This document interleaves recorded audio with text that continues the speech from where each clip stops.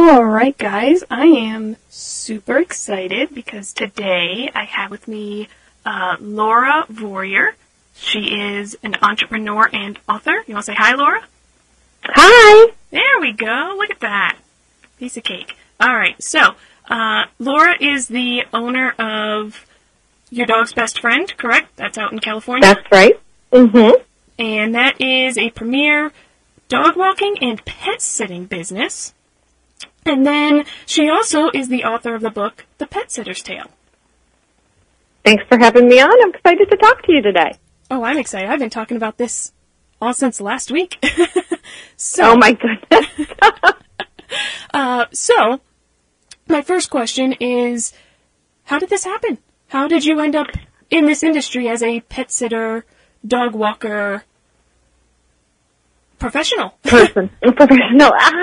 This is my favorite question because it happened very organically, and it was nothing that I started out to do. So I moved from Chicago to LA to be a makeup artist. That was my dream. No kidding. I'd been a makeup artist in Chicago and was doing pretty well at that, where I finally felt the timing was right. I had, worked my way up to having a pretty successful career as a makeup artist, and I really wanted to move out to LA.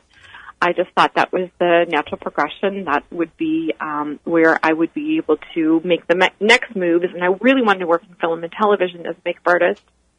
I moved out to LA, and I was just failing just miserably at being a makeup artist. No. It was terrifying how quickly I went from being like busy, my phone ringing, always traveling around with my portfolio, meeting new photographers and models and, going on castings for makeup artists. And it was just really happening in Chicago. But when I moved to LA, it just stopped. Oh. And I know it's pretty scary. That's a pretty scary thing. Yeah. And so I kept trying to just cling to any little job that would come my way, and it so happened that I was working at a department store at a makeup counter, and this young woman came in, and we sort of got to be friendly, and she said, "Hey, can you come and work on a film that I'm actually going to be doing a small independent project?" And I went on a set with her, and it was on a studio lot, and I was walking her dog just to kill time while she was actually on the set. And out of this other trailer came the comedian Paula Poundstone, and Paula came up to me and started talking, and she said, "Hey, are you a professional dog walker?" And I thought, oh my gosh, this is the moment of truth. I mean, I'm not a professional dog walker, but I must look like it because I'm walking this dog professionally enough that she's asking me. So I said, yeah, I am, just sort of sizing her up, thinking, what's her next question? Because I really did think about saying, "Oh, I'm a makeup artist, let me offer you my services." And I just took one look at her, and I'm like, no, that's not what she needs right now. What she needs is a dog walker, and that's what I'm going to be. So I told her I am a professional dog walker, and she wound up hiring me to walk her dog, Cal. And once that happened, it just organically snowballed from there. Huh. Isn't it funny how things work out like that, though? Well, it's funny. It's also terrifying sometimes. Oh, yeah. Because, you're not thinking how it's going to work out. At the time, I had a Volkswagen Beetle, and I kept thinking, how am I going to live in that car?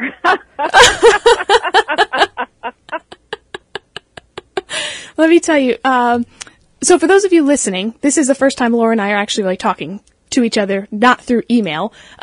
So I totally get your feeling because with my husband being in the military, I've now lived in 3 different states, and every time I have to reset up my dog training business. And it is completely horrifying going from having all these clients and being so well known, and then you get to this area and you don't have that. And so suddenly, you're like, it's someone, and yeah, you're like, please, scary. I'm good. I know what I'm doing. I know no one here knows that, but, Oh, it's scary. It's scary. It's scary whenever you have to move to another state and just get that circle of people, your friends, and reestablish your core group. And it's really hard, especially for a business that's not home-based, like training isn't and pet sitting really isn't. No. You have to reestablish clients, and you have to build that trust. That's absolutely right. You have to build that trust. Yep, and that does not happen overnight. That could take months before, you even get to a point where you feel like you're working part-time. Right, or even years. It could take years. Yeah. I mean, Oh, yeah. It's hard out here. It's hard when you do what I do and you deal a lot with people's pets. And, of course, your training, that's much more, skilled than what we're doing just as pet sitting and dog walking. So you really have to have that runway where you can demonstrate that you know what you're doing and that the dog is actually getting trained. Right, and it's funny because I actually think pet sitting is absolutely something that you have to be good at. I think a lot of people think of it as, oh, let me just hire the neighbor kid to walk my dog or to watch my dog. And it's so much more than that. So I want to hear from you. What does being a professional pet sitter really entail? For the people that have maybe heard of it but have never hired one, what is it? What is the real difference between what you're doing and what the neighbor could do? Oh, great question. So I would say a professional pet sitter is someone who makes it their career choice. It's not just, hey, let me pay you a little extra money, come over, look after my dog. It's someone that has experience, and it's someone that has a lot of drive, too, because professional pet sitters that are busy, they're working literally around the clock. Oh, yeah. When I was really in the thick of it and I hadn't kind of had the confidence to hire people, I was sleeping at other people's homes, so I usually wake up at a stranger's house at 5 or 6 a.m., get their dog out, get their dog walked, get their dog breakfast, take care of ancillary things in the house, and then get out the door by 7 and get my first clients on their morning hikes before it got too hot, because you were in L.A. So then you just go from dog to dog to dog to dog to dog park, and then back to that original house where you've got to, do it all over again. Dinner time, it's in the reverse. So then it's dinner time and walk time and bedtime, and you're just working around the clock, and you're available to your clients 24/7. So a professional is someone who is just that. They are experienced, they're committed, that's their passion. It's not something you can just do because you say, oh, the money's good, because honestly, you can't do anything as for the money, or you'll wind up hating it, and it will reflect in your work. You just have to really do it because you love the pets, and you love the people that own the pets. So that's, I think, anyone can hire a kid, and maybe they'll show up, and maybe they'll do a great job, but maybe not, and then is that going to ruin your vacation? That maybe you get 2 vacations a year and your vacation was ruined because you couldn't get a hold of the person who's supposed to be watching your dog? Exactly. That happens. Oh, no, you're absolutely right. I remember when we lived out in Idaho, we were stationed out there, I would do pet sitting in my home, but when I needed someone to watch my pets, I was like, oh, I'll just get my husband's coworkers. And every day I'd be like, did they do something wrong? Well, how did they do this? Why did they do this? Did you get there? So when we finally moved out here in Georgia, I was like, I don't know anybody. I need to hire, I actually have to hire a pet sitter. And let me tell you, I went to Disney and barely thought about my dogs because she was so on top of, here's the pictures, here's how many times they went to the bathroom, this one, threw up a little bit, but it was amazing. So much better. I was like, I would absolutely pay. Yes. I was like, and I would absolutely pay more for that because I enjoyed my vacation so much more having the professional than just having my coworker's husband or my husband's coworker do it, for a quarter that price, whatever I could offer. It was worth it for you. It was worth it, and that's the thing. It's worth it because I know people that didn't want to hire a professional pet sitter, and they're like, oh, we'll just use the kid. Yep. And the kid just one day flaked, was like, well, it's nice out. I'm going to go to the beach, and the dogs will be okay. Well, the one dog wasn't okay. It wound up eating a hole between the living room and the laundry room. Oh, no. And getting sick from drywall. So, do you want to take the chance? Right. Of course. It's just a no-brainer for people that really care about their pets. And it sounds like, a lot of our clients absolutely do. Oh, yeah. So what exactly are the benefits of hiring a pet sitter versus boarding your dog or taking your dog on vacation with you? Well, it depends on the dog. For my dog, I don't think he'd like to stay home by himself because I only have one dog, Dexter. I don't think he'd like to. It really depends on your dog. So my dog staying home is not an option unless the person could stay overnight with him, and then they'd still have to go about their business during the day. Nobody can stay with your pet 24 hours, even though that would be ideal. So it depends on the dog. So if you have 2 dogs in your home and they get along and maybe they're older or you don't have to worry about them being destructive, I would say hire a pet sitter and have them sleep over because they're going to have each other to be company. And also, if they have a dog door and they can go in and out and they know the routine and they're going to like it being at home better, then that's better for that dog. If you have one dog who is a senior dog, maybe it's better for them to be boarded or go to a facility where they're going to get that social interaction, they're going to get that 24-hour care. So it just really depends on your pet. You know, there's so many advantages to any situation. I just think you really have to know what's right for you and what's right for your pet and what's right for your house. Right. So many times when I do pet sitting, I'm not just looking after the dog, but I'm bringing in the mail. I'm making sure that the pool person can get in, that the housekeeper can come in, that the lights go on and off, that someone's looking after the house. So there's so many ancillary things to just saying, oh, go check on my dog. It's more than just checking on the dog. It's making sure that everything in the house is going well, too. Right. So, you know, when we're thinking about the types of dogs that would do best when it comes to pet sitting, because we're going to talk about dog walking in a minute, because I know that's a whole different ballpark when you're considering, you know, should I do this for my dog or shouldn't. I know for me personally, one of the things I like is the fact that my dogs, one of my dogs at least, very much likes his home. He's not a huge fan. We boarded him once. We did it overnight. He did okay, but he didn't actually, when we brought him back for daycare, he didn't like the place nearly as much, which I found kind of funny. And I was like, okay, so we don't do the boarding thing anymore. You know, you'll just stay in the home and, you know, the pet sitter comes and walks him, does the whole nine. But I actually have people that every now and then will say they feel bad for my dogs because they're left home alone. And I think sometimes people don't realize how much their dogs enjoy being at home. So for the people out there that may be nervous about the idea of leaving their dog at home, you know, just waiting for the pet sitter to come, whether it's, you know, later at night, staying the night, or, you know, the dog staying at your residence, what advice do you have for those people to help make them feel a little better about leaving their dog unattended like that? Well, I think it's perfectly fine as long as your dog doesn't have any separation anxiety or anxiety issues, right? You know, if you just have, like, a regular dog like I do, it sounds like you do, who doesn't have any big issues, definitely leave them at home. They have their whole routine at home. Oh, yeah.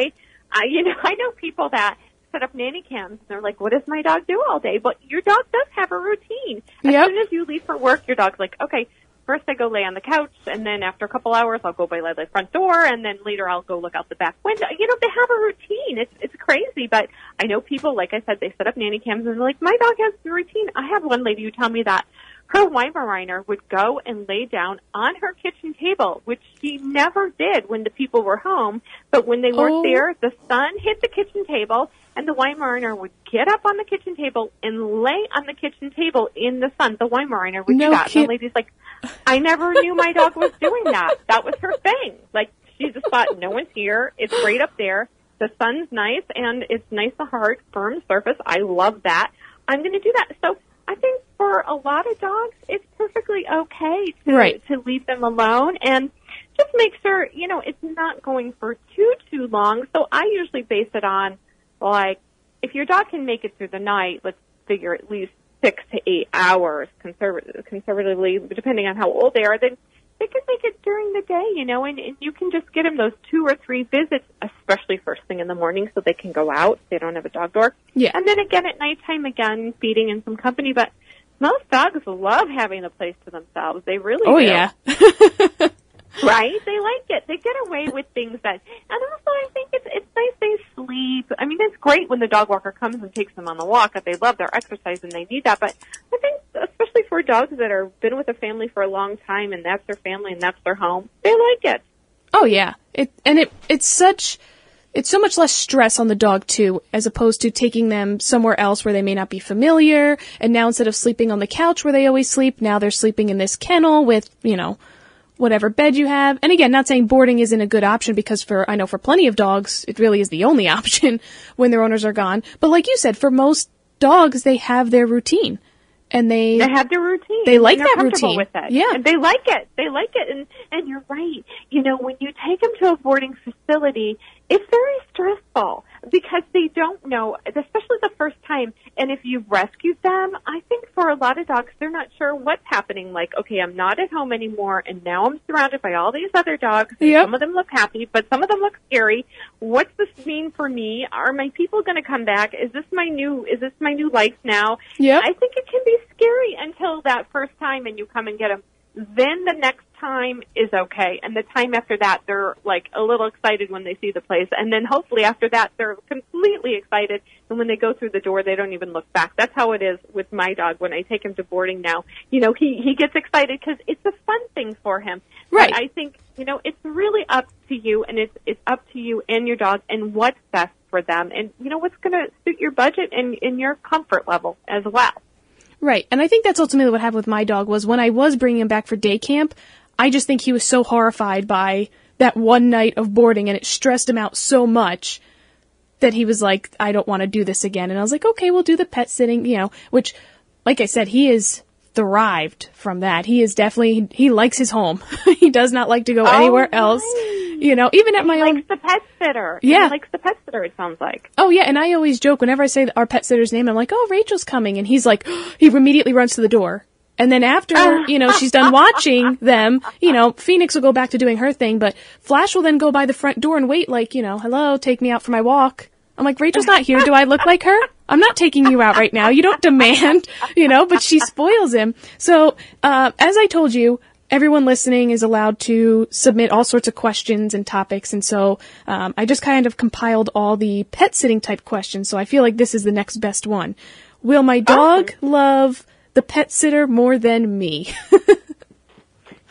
This is a great question and a concern that I have a lot of clients have that concern, but no, I don't think they'll love the pet sitter or the dog walker more than you. I think they'll love them, and you want them to love them, but they love them differently. So yes, it's a very different.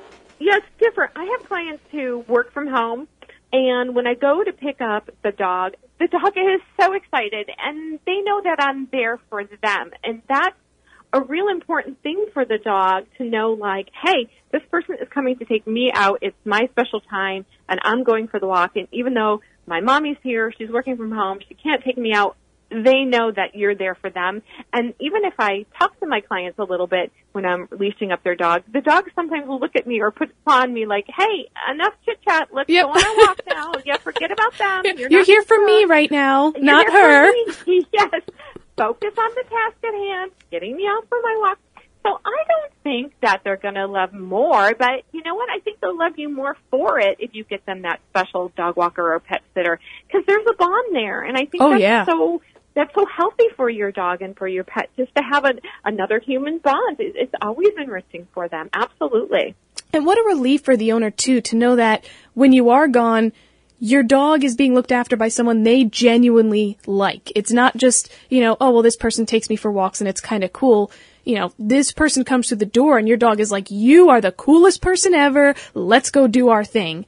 And I don't have to worry about my dog, you know, being nervous around this person or, you know, scared to go out the door, whatever the issue is, because they genuinely love her. You know? And that's what you want. Yeah. You don't want a dog that's hiding from the pet sitter. You don't want a dog who tucks their tail in between their legs when the dog walker shows. You want your pet, your dog, to be like thrilled to see that person. Exactly. And that to make you feel good. That's what you want. I remember when, you know, we did the little, I don't know if you do it, but here, you know, she did just like a meet and greet type thing. Mm-hmm, and he immediately, I mean, Phoenix loves everybody. That's not surprising. But he, you know, Flash actually dropped the toy, which normally he never does. He always brings you a toy. He dropped the toy and ran and jumped all over her. And I was like, I am so sorry. He never does that. And I was like, but you're hired. Because he never, you know, it made me feel good to see him love somebody else so much that he was willing to do something so out of the ordinary for him. And just completely let loose. Yeah, I didn't take that person. I didn't turn around and go, well, you traitor. You know, you don't like me nearly as much. You know, and then fire the poor girl. That's what you want. Yes. That's what you want. Yes. I mean, I think that's the best situation. Absolutely. Oh, yeah. So, I want to change course here a little bit and talk about puppies specifically, because one of the things I run into, especially with training, is the fact that people will get puppies and then they are home most of the day while the owners are at work, right? And in my ideal training situation, I would love for the owners to be able to be home with those puppies for a huge chunk of the day for, a whole bunch of reasons. But what advice can you give people who maybe have a puppy and are looking into options in regards to maybe actually hiring a pet sitter, a dog walker, or if they just can't afford it, what they can do to help the puppy while they're home for about 8 hours a day? Gotcha. Well, and you would probably be more of an expert even than I would be, because you're a trainer, and I always give a lot of credit to trainers because what you do is just amazing. And I a lot of times work in conjunction with the trainers and my clients, so I feel like I'm the go-between between the trainer and the client. So a lot of times the trainer will show me, like, these are the hand commands, these are the words, you use this, be consistent this, sitting before we cross and walking on whichever side they determine they want. Yep. So I think that what you do is so important, and hats off to you for training. But for me, what I tell my clients is if you're going to get a puppy, definitely you need to crate train that puppy. I mean, that's just puppy 101. There is no way to get through that crucial first year, unless you're home with them all the time, like you said, the whole day. But that's rare. It's rare when somebody's home the whole entire day. Right. So you really need to rely on that crate training. And I would say get the puppy out at least every couple hours, set them up for success. You want a pet sitter or a friend or somebody to come and take them out every few hours, at least twice a day while you're gone. So they won't have to look at their crate and figure out, oh, am I going to have to go to the bathroom in my crate? Because they really don't want to do that. That's not their instinct. So their instinct would be to leave that den and go. So I say where there's a will, there's a way, Alicia. You can find somebody in your area, in your community, in your neighborhood that would be willing to help you get that puppy out. Now, maybe it means, you have to do a trade and you've got to, take your kids to baseball on the weekend or something. But don't underestimate how cute puppies are. Oh, yeah. Where there's a will, there's a way. And there's so many apps, and there's so many, even like neighborhood apps, like next door I'm thinking about. You can just go on there and just say, hey, anybody want to spend some time during the day with a cute puppy, and just make it easy. And I think definitely don't give up on that. Don't just leave your puppy, waiting for you to come home in the crate for hours and hours. Definitely, if you can hire somebody professional, do. But if you can't or you don't want to, don't let that stop you from getting that puppy out during the day, because it really is important for them. They'll never get trained if they're always having accidents in their crate. So you've got to find that person who's going to get them out. See, everybody listening, I'm not crazy. Someone else agrees with me. I have done entire shows about this topic, and I always laugh because I'm like, I wonder if people hear me and go, man, here she goes again about how I should crate train my dog for the first year of their life. You really should. I mean, I can't tell you how many times, 2 times, and one time very recently, I had this client who lived at a really nice property, and she adopted 3 puppies at the same time. Oh, she gosh. was big-hearted, and she went to a shelter, and had been a mom was abandoned with 3 of the puppies, and they didn't get adopted, and she wanted to. So, disregarding everyone's good advice to maybe start with 1, she got all 3 of them, and she didn't want to crate train them because she believed it was cruel. And I kept saying, it's not cruel. And I said, well, do me a favor. At least will you agree to put them in a designated room, like maybe baby gate off a kitchen, or you have this big, screened-in porch, fine. No. And she would let them run around the house, and they destroyed her whole house. Chewed up rugs, made messes in the house, got into cabinets, chewed furniture, tore apart pillows, and she kept getting them into smaller and smaller enclosed places. Right. And finally I just looked at her and said, Fran, why don't you just get them crates? And next weekend I came in on Monday, and there they were. 1, 2, 3, all crates next to each other. And I said, there you go. And thousands of dollars of damage later, what was she thinking? I have no idea. Yeah. And it's funny that you mentioned how, you work a lot with trainers in general, because I find that I feel like the pet industry in general, there's a lot of, well, the vet says this, but the trainer says this, and the dog walker told me to do this. And I don't think people realize how much everyone does work together, because at the end of the day, it's about the dog's success. You know, Right. I mean, Absolutely. Yeah. I've had, in my one reactive dog class, I had the owner show up for the orientation. We were talking and she raised her hand. She goes, well, do I have to be here for the training? I said, yeah, well, someone has to be here, you know, do the hands-on portion. And she's like, well, can I just have my dog walker do it? Because I don't walk my dog. She does. And I was like, please send me your dog walker. Let me, you know. Absolutely. Yes, absolutely. It's important. And the thing is for trainers, so many of the trainers that I work with, they say, you know what, we're not even really training the dog, we're training the person. Yeah. Yep. And if, you know, the dog walker's not on board and is doing something totally different than what the owners are, there's going to be confusion between the dog. And so there has to be communication going always between, again, everyone, the vet, the dog walker, the groomer, the dog trainer, whatever it is. And, you know, I always tell people, you know, when they fill out their paperwork, I'm like, I want you to write down every professional that, you know, works with your dog in any way. Because if the dog is doing something funky, I might reach out to the groomer and say, hey, have you seen the dog do this recently? You know, or I might ask the dog walker, does the dog do this for you on walks? Because the owner is having this particular issue. And again, I think that's that whole professionalism of we genuinely care about the dogs and we care about their success. And so we want to do everything we can for that. It's not just a, oh, well, do X, Y, and Z, it'll work, call me on Monday, you know, type scenario. No, and we want the dog to be successful because a lot of times if the client gets started on the wrong foot with the dog, and it becomes a hassle, and then there's fighting sometimes within the family about who's supposed to take the dog out, and the dog's supposed to eat this. And, you know, a lot of times dogs wind up back in shelters or back at rescues because the people got frustrated, and that's really not fair to the dog that happens. But it does happen sometimes because not everyone is doing the same thing consistently for and with the dog, and the dog is confused. Yeah. So before we take our quick break, one fun question. What is the craziest instruction you've received from a client in regards to pet sitting?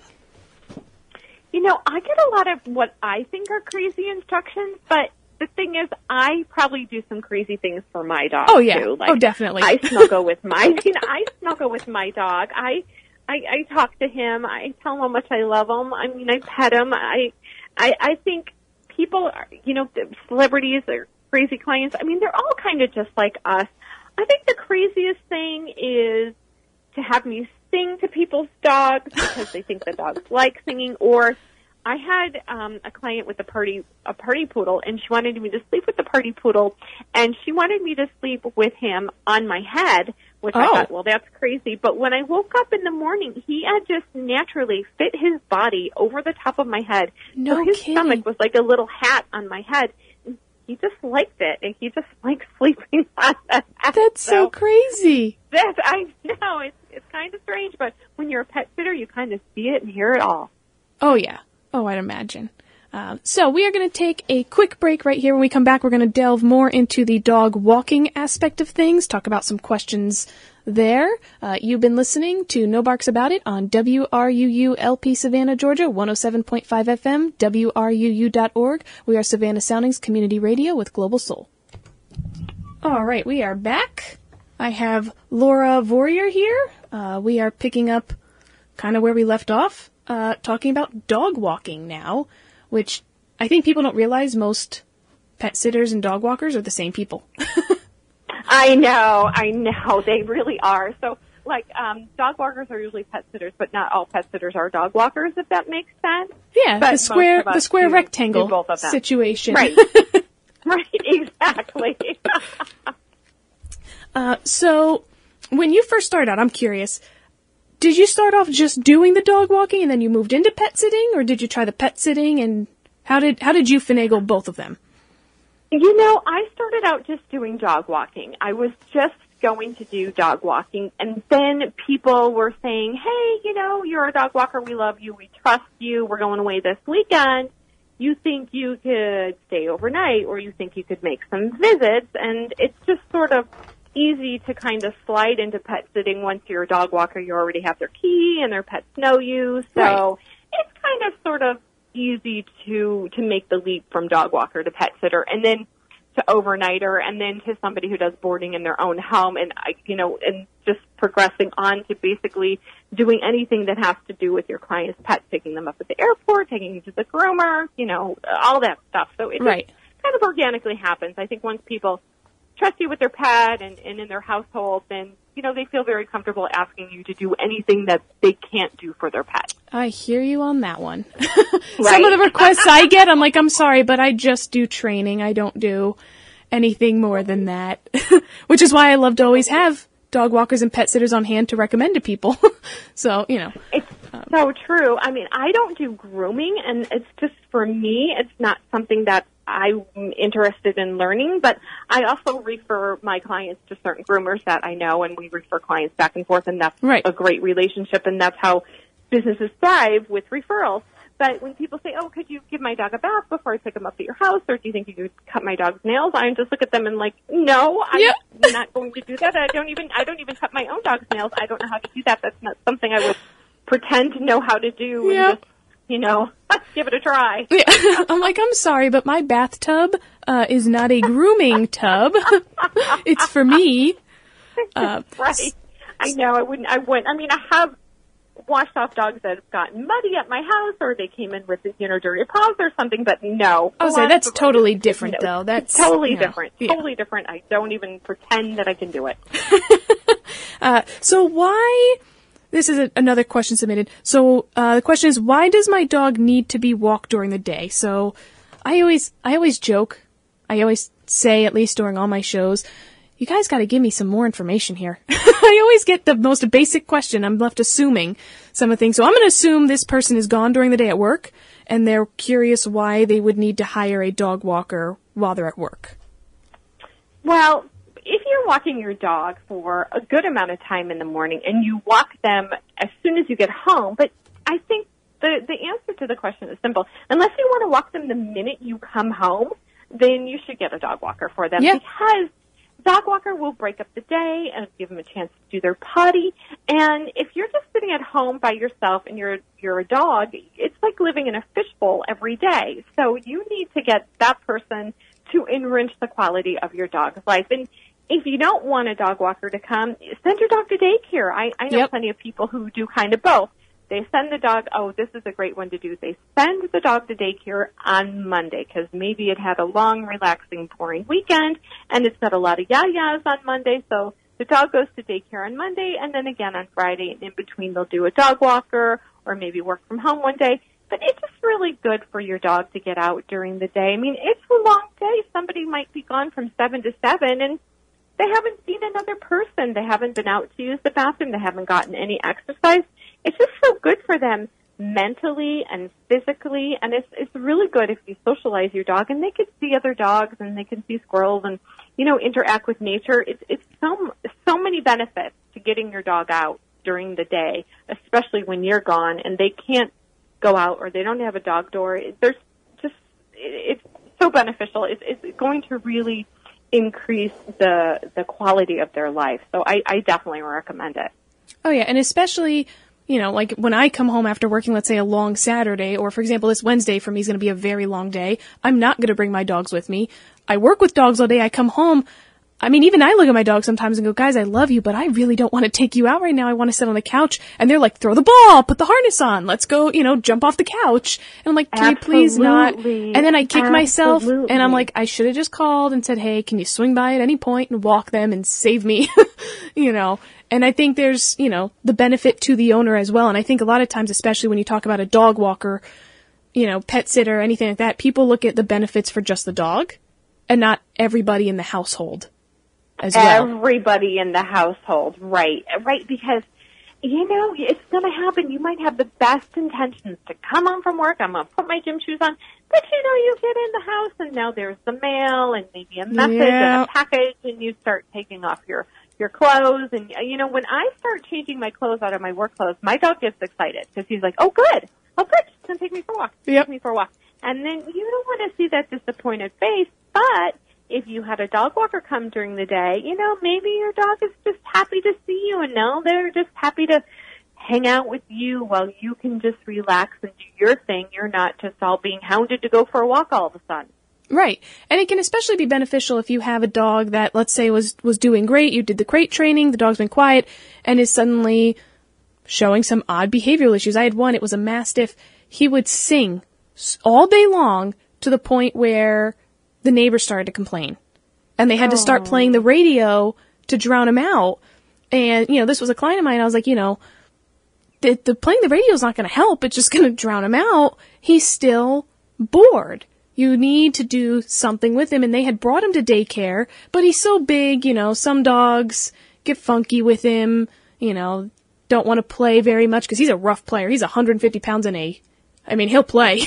Right. So I had said, I really think you should get a dog walker. I think taking him out and just giving him that chance to see somebody and hang out and decompress for 30 minutes would be more beneficial than taking him to day camp where, he's the big guy in the group. If something goes wrong, they're probably going to kennel him. And, again, he likes his home. He just apparently wanted to sing every time somebody was gone in the hopes they would come back. Baby, right? They're bored. They need the stimulation. Let's face it, even, a lot of us think, oh, I'd love to retire. I wish I didn't have to work. But after a few days, you'd be bored yourself. Oh, yeah. Sitting around. Your dogs need stimulation. That's what enriches their lives. Yep. I don't know anyone who sets out getting a dog and thinking, this is great. Now I have a dog and they're going to sit home all day and do nothing.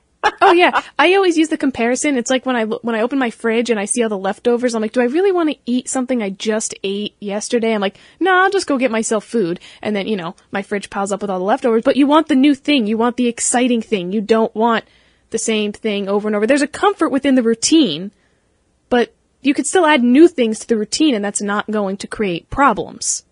And I think absolutely. I think that's where some people disconnect is, oh, well, you tell me routine is important. I can't change what I'm doing. And then we turn around and go, no, change it a little bit.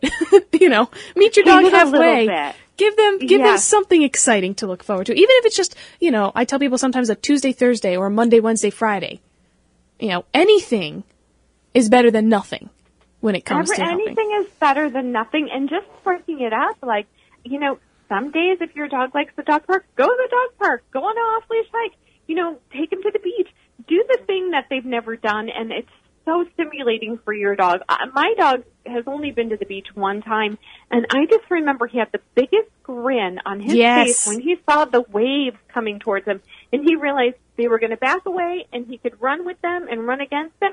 And he was so happy. One time I took him to the beach, and I'll never forget it. He had a smile in his face all the way home. One time I took him, and it was just so nice to see him so happy with the novelty of doing something new, a brand new experience. Yeah. And I don't think people appreciate that as much as the dog does. Because again, to us, it's, well, I bring my dog out for the walk. What's the difference? I'm like, it's the beach. It's the park. There's a huge difference. The smells, the sights. It's a novelty. It's exciting. Yeah, dogs need that stimulation. Absolutely. Yeah, well, if they give you a problem, just have them call me. I'll tell them. It's ridiculous. And dog walkers do more than just take your dogs, for a walk around the home. They'll take them out to the beach. They'll, take them for the group walks. If that's something. The off-leash hike, the group walk, the one-on-one interaction, or play dates. I have walkers who just pick up a dog in this apartment and bring him to the other apartment, and then they have a party. That's they awesome. Just all hang out, run around. It's good for them to have that socialization. That's what we all want to do. Is we just want to enrich the lives of our pets, and it's easier. It's easier than we think it is. We don't have to overthink it. You don't have to spend a fortune on it.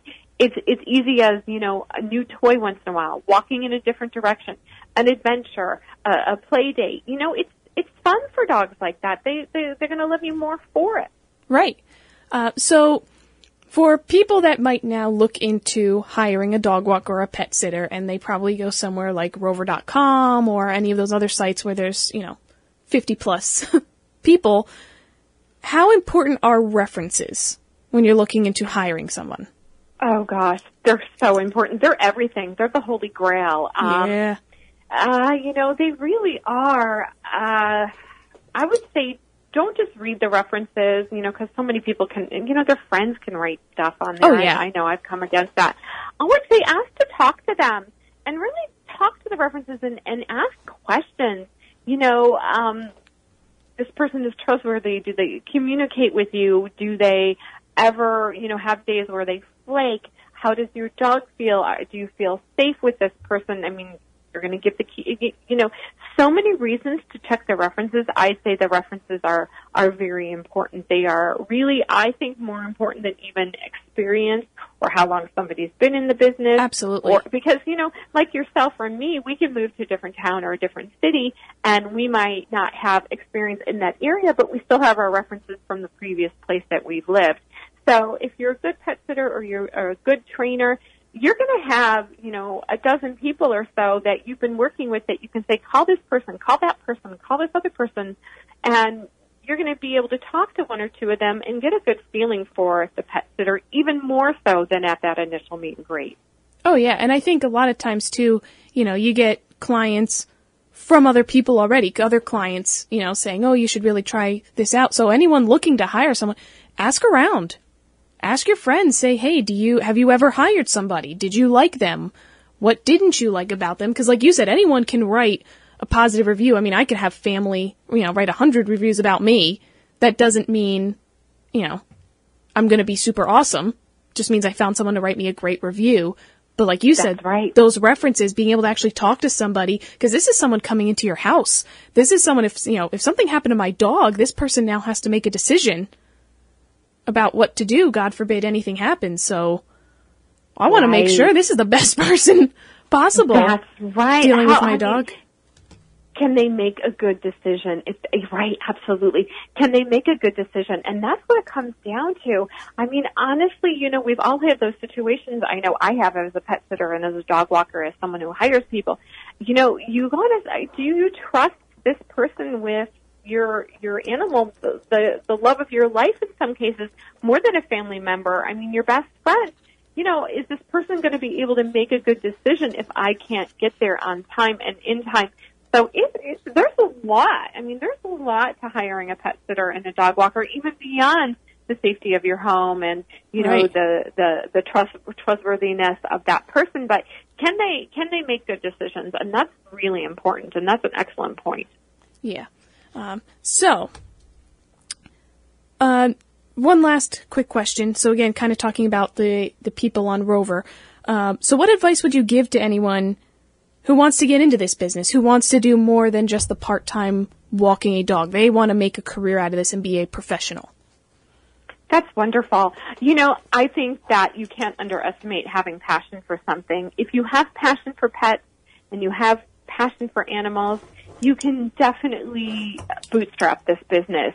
So even if you can't get an amazing website or wrap your car or, get magnets to advertise, you can definitely go to your local vet and let them know that you're in business and leave them some cards or some flyers. Go door to door in your own neighborhood. I mean, that's how people start all the time. Start with the app next door and advertise yourself. And if you have a dog, take your dog to the dog park. I know that is such a social part of your dog's life and yours too. You just talk to people. I mean, I go to the dog park all the time and I know a lot of them are dog walkers or trainers, because we just know, we've talked to each other long enough to know that's not the owner, that's the dog walker. But, just go and start where you are, and all you need to do is have passion and drive. Take the classes, read the books, look at the videos. This is something where you can teach yourself a lot about CPR for pets. You can go, a lot of YMCAs offer, CPR and basic obedience training, and, listen to your client. That is the other thing. Once you get going, if you want to get those excellent references and you want to get somebody that has referred a lot of business, is follow your client's instructions. It's so simple. Just do the things that they ask you to do, and you're going to be busier before you know it, because there are a lot of people in this business, but that doesn't mean to say there's a lot of good people in this business. A lot of people are just doing it until the next best thing happens for them. But a lot of people that are professionals, they really do it, and they have a lot of drive to do it, and they do really, really well at it. Yeah. No, you're absolutely right. I mean, I always tell people, I'm like, if you ever hire a professional who is not looking to increase their knowledge, then that is not a professional I would ever hire. You should always be striving for the next best thing. You should always be open to what the next best thing could be, and be willing to change what you're doing to better serve your client base. And if somebody won't do that, I would never hire them. I would never refer them. But that's just me. I know, and that's the thing. And that's how I went from being a dog walker to a pet sitter, and then somebody who invented a product, and somebody who learned basic obedience training, and somebody who learned, animal CPR. I mean, you always have to be learning. Even pet sitters have to be learning. What can we learn about breeds? What can we learn about certain dogs and likes and dislikes, and what is this breed known for? And, just be interested in it. I mean, I don't think pet sitting is something people can just do. You have to really love pets. And if you really love pets, then you can be an excellent pet sitter if you immerse yourself in knowing everything there is about being a professional pet sitter. Right. So, speaking of pet sitters, I have in front of me your book, The Pet Sitter's Tale. So what made you decide to write this? So many people that I would talk to about my pet sitting stories, they were like, oh my gosh, I can't believe these things happen. Yep. Why don't you write a book? Why don't you write a book? So I thought, oh, well, I will write a book. I won't be one of those people who said, oh, I could write a book and not, and I did it. Let me tell you, I love the setup, the short story setup, where I could just go through, and the titles. The labels for each chapter, I think, is the funniest. I'm not going to give them away because I want people, to check out the book for themselves. But I will say that cracks me up. I could read just the chapter, just the chapter titles, and I'm totally entertained. Thank you. So, for those of you that listened last week, we are doing a giveaway for the book. I have some copies. You have to first go and my Facebook page, the Super Pups page, it will be advertised on the WRUU Facebook page. That is where I will be listing the rules, and how you can enter in our little contest here. Now, you have a Facebook and Twitter for the book as well, correct? Absolutely, and they're The Pet Sitter's Tale, and it's Tale, and you can find me on my Facebook page too. And I will repost the contest as well if that's something I can do. And, people can feel free to reach out to me on Twitter or check out my site, The Pet Sitter's Tale, where you can also read a little bit more about the book there. Now, I do have to ask, are you considering a second book? Yes, I am. Yes. Absolutely. More Pet Sitter's Tales. Absolutely. So I wrote the first book, and it took me a really long time to put it together. I hate to admit how long, because one, I'm a very slow typer, and two, or typist, and two is I'm busy. Can you imagine getting a book out? But I really felt compelled to write the book, and I really wanted to share the stories with other people. So there are a lot of stories that I didn't write, and I do feel like there's definitely more tales in me. So yes, absolutely, to answer your question, yes. Awesome. Now, you are in the process of having an audiobook come out, an audiobook version of this, correct? Yes, Alicia. So I recorded the audiobook just a little while ago, and I'm waiting for it to get through editing and post-production. And that's something my husband does. He's a film editor, but he's on a job right now, and so it's not the priority. I feel you on that one. Yeah, right? I know. It's frustrating sometimes. I wish I could do it myself. I would have put it out already. But since I don't want to put out a product that's not, excellent, I just have to be patient. I hope that it'll be out, and I'm hoping that it'll be out in time for this holiday, because that would be just great. That's my goal. Get it out by the holidays. And you announce all this stuff through the Twitter and the Facebook page. Absolutely, yes. Okay. And I have my own contest on the Facebook page as well, too. So I would love to talk to you about any contests we can do together. And when the audio is out, definitely promote that. And then I do my book giveaways, too, on my page. I usually ask somebody to caption this contest, where I'll put a picture of a dog up and I'll say, what do you think this dog is thinking? Yep. And, choose the best one. So there's lots of fun stuff on the Facebook page, so please check that out. Okay, and many ways to obviously get a copy of the book. Yeah, so you can buy the book directly from my site, thepetsitterstale.com, or it's at Amazon and Barnes & Noble. Awesome. And is it can you get it digitally? I think that's the word I'm looking for, like the ebook? Yes, so it's available Kindle. Yes, yeah, awesome. It's available on Kindle. So you can get it like that. So you can read it on your Kindle, and you can hear me read it to you, hopefully by the holidays. But if you want to get it before then, just go on Amazon and they'll send it to you. Perfect. Any last wisdom partings you would like to give anyone listening in regards to the book, pet sitting, dog walking, anything like that? Alicia, I would say, oh, gosh, please adopt, don't shop. It's so near and dear to my heart. If you can rescue a dog, you can rescue two, and if you can adopt, please do, because there are so many strays and so many dogs out there that are in need of good homes. And yes. I just encourage all your listeners to adopt a dog if they can, one or two, because like I said, there are so many that need good homes, and I know a lot of your listeners can provide good homes for them. Oh, yes. Well, thank you so much for joining me today. I feel like that hour just flew by. Like, I glanced down and was like, oh my gosh, we only have like 5 minutes left and we got to wrap it up. It's amazing to talk to you, Lisa. I love talking to trainers and fellow dog lovers, and I could tell that you are just so bright and so lovely. It's been my joy to talk to you. Thank you so much for having me on. Thank you. So we'll have to see when you come out with the second one, maybe bringing you back, talking about it. Definitely will keep you in my contact book, because I know everyone out here likes to, whenever it's not just my voice. Sometimes I laugh and I'm like, it's okay, you can say you don't want to listen to me for an hour.